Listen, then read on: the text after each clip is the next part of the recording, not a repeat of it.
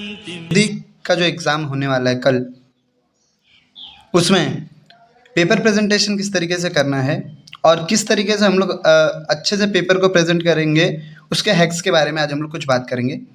तो जैसे मैं आप लोग को बता दूं कि हमारा जो हिंदी का एग्ज़ाम होता है, हिंदी का पेपर, वो टोटल 80 मार्क्स का होता है। तो हमारा टारगेट ये रहेगा कि हम लोगों को वो पूरे के पूरे 80 मार्क्स मिल जाने चाहिए। अब 80 मार्क्स लाना कोई हलवा खाने का काम नहीं है। 80 मार्क्स लाना। Hello champions, welcome to H M के DKT वाले। जैसा कि आप लोग को पता है कि कल आप लोग का हिंदी का एग्ज़ाम है, तो हिंदी के पेपर का प्रेजेंटेशन कैसा होना चाहिए और हिंदी के पेपर के कुछ इम्पॉर्टेंट हैक्स बताने वाला हूँ जो कि टॉपर्स लोग यूज़ करते हैं। तो इस वीडियो को लास्ट तक ज़रूर देखें। जैसे कि मैं आप लोग को बता दूँ, आप लोग का हिंदी का पेपर टोटल 80 मार्क्स का पेपर होता है। कितने मार्क्स का? 80 मार्क्स का। तो हम लोग किस तरीके से, हमारा टारगेट होगा कि हम लोग 80 के 80 मार्क्स पूरे लाने की कोशिश करेंगे। बट 80 मार्क्स लाना कोई हलवे का काम नहीं है, कोई हलवा खाने का काम नहीं है। उसके लिए तो मेहनत करनी पड़ेगी। तो किस तरीके से हम लोग मेहनत करेंगे या फिर क्या हमारा हैक्स होना चाहिए, क्या प्लानिंग होना चाहिए जिसकी वजह से हम लोग 80 मार्क्स ला सकें। तो टॉपर लोगों का ये प्लान होता है कि एक प्रॉपर प्लानिंग, यानी पेपर लिखने से पहले हमारे पास एक अच्छी से प्लानिंग होनी चाहिए। प्लानिंग होने के साथ साथ हमारे पास हैंड राइटिंग अच्छी है। अगर नहीं भी है हैंड राइटिंग अच्छी, तो भी प्रेजेंटेशन पे डिपेंड होता है कि हम लोग को कितना नंबर मिलेगा। और एक अच्छी सी प्रिपरेशन होना चाहिए। प्रिपरेशन तो आप लोग कर ही लिए होंगे अभी तक। तो अब मैं बात करूँगा कि किस तरीके से प्लानिंग किया जाए कि हम लोग अच्छे से अच्छे मार्क्स ला सके हिंदी के पेपर में। तो हिंदी में मैं आप लोग को बता दूं कि टोटल टाइम जो मिलता है हमको 180 मिनट मिलता है लिखने के लिए। अब 180 मिनट का जो टाइमिंग है उसको कैसे मैनेजमेंट करें, टाइम को किस तरीके से मैनेज किया जाए कि हमारा पूरा 180 मिनट यूटिलाइज हो जाए, अच्छे से पेपर भी लिख के हो जाए, अच्छी हैंड राइटिंग भी मेंटेन हो और अच्छा से प्रेजेंटेशन भी हो। तो उसके लिए वन नाइट प्लान बताता हूँ आप लोग को। पहले तो आप लोग हिंदी को अच्छे से समझ लीजिए, आप लोग को पेपर में आता क्या क्या है। जैसे हिंदी में 5 विभाग होते हैं। विभाग 1 गद्य आता है, विभाग 2 पद्य आता है, विभाग 3 देखेंगे तो पूरक पठन है, विभाग 4 भाषा अध्ययन, विभाग 5 जो है कि उपयोजित लेखन है। अब इसके अंदर अगर ध्यान से आप लोग देख रहे होंगे तो गद्य आकलन जो है वो 20 नंबर के आते हैं। उसके बाद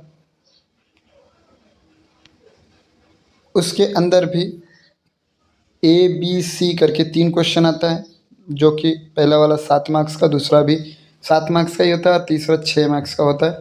पहला वाला जो क्वेश्चन है वो 2 मार्क्स का आकृति आता है, फिर 2 मार्क्स की आकृति आती है, 2 मार्क्स की आकृति आती है और लास्ट वाला जो है 3 स्वमत आता है। तो स्वमत तो आप लोग को खुद ही लिखना है, तो उसके लिए आप लोग को प्रैक्टिस करने की ज़रूरत है। बाकी बी वाले में भी सेम, सी में भी आकृति वाले क्वेश्चन आता है और लास्ट में 2 मार्क्स का स्वमत आता है। अब इस गद्य के अंदर मैं बता दूं तो आप लोग को 2 पठित गद्य आते हैं और 1 अपठित गद्य आते हैं, और ये 2 पठित और 1 अपठित मिल करके टोटल 20 मार्क्स का पेपर बनता है।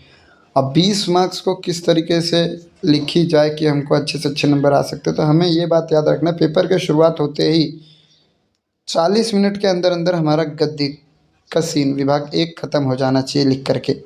फिर विभाग 2 की बात करेंगे तो पद्य 12 मार्क्स का होता है। उसमें भी ABC करके 3 क्वेश्चन होते हैं 6 मार्क्स के, जिसमें से लास्ट वाला C वाला ऑप्शन में होता है या फिर B वाले को आप लोग ऑप्शन में रख सकते हैं।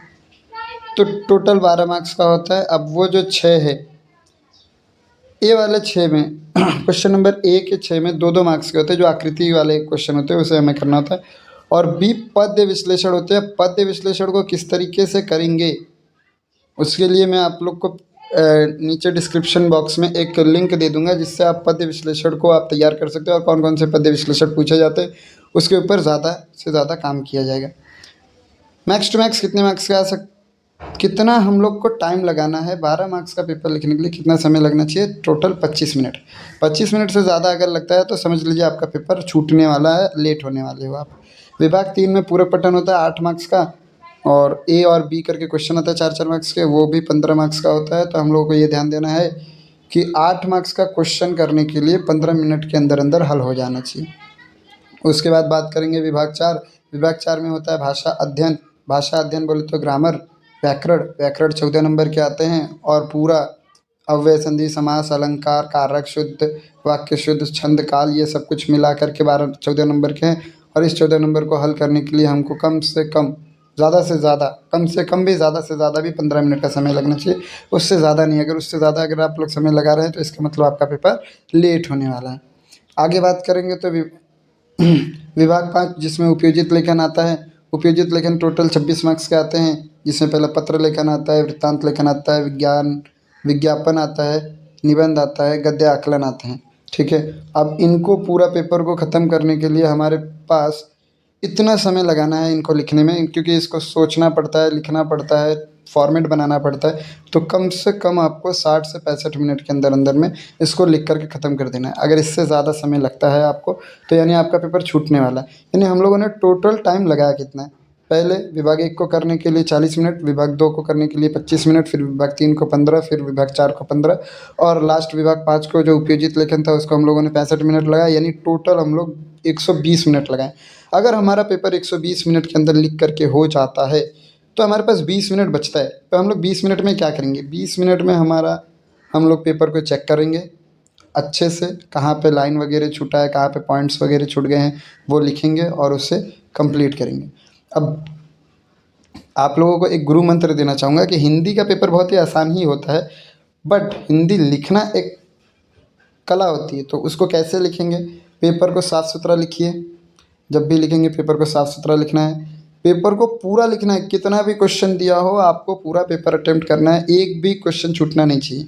ठीक है, एक भी प्रश्न अगर छूट जा रहा है तो मतलब आवे या ना आवे, जितना भी आ रहा है आप लोगों को पूरा प्रश्न लिखना ही है और कोशिश रहेगी एक भी प्रश्न छूटे ना। अगर प्रश्न छूट जाएगा तो टीचर को मौका ही नहीं मिलेगा, एग्जामिनर को मौका ही नहीं मिलेगा कि आपको मार्क्स दे। इसके लिए आप लोगों को पेपर को छोड़ना नहीं है, आपको आए ना आए जो भी आता है उसमें लिखिए। उसके बाद आकृति वाले प्रश्न अवश्य करें, आकृति वाले प्रश्न कभी नहीं छोड़ना है। और आकृति वाले पे एक बात बता दूं, पहले बॉक्स वगैरह जैसे दिया होती है तो उससे पहले बनाना नहीं है, पहले लिख लेना है आंसर उसका, उसके हिसाब से फिर हमको बॉक्स बनाना है। नहीं तो ऐसे क्या होता है, हम लोग अगर बॉक्स पहले बना देते हैं उसके बाद आंसर लिखते हैं तो हमारा आंसर बॉक्स के बाहर जाता है, और अगर बॉक्स के बाहर जाता है तो वो आंसर गंदा दिखता है देखने में। इसके लिए आप लोग को बोल रहा हूँ कि उससे लिखने से पहले बॉक्स नहीं बनाना है, लिखने के बाद बनाना है बॉक्स वाले क्वेश्चंस को। फिर ऑल द बेस्ट कल के लिए, आपके पेपर के लिए। बाकी जो भी आप लोगों को ज़रूरत की चीज़ें हैं वह उसका लिंक डिस्क्रिप्शन में दिया हुआ है।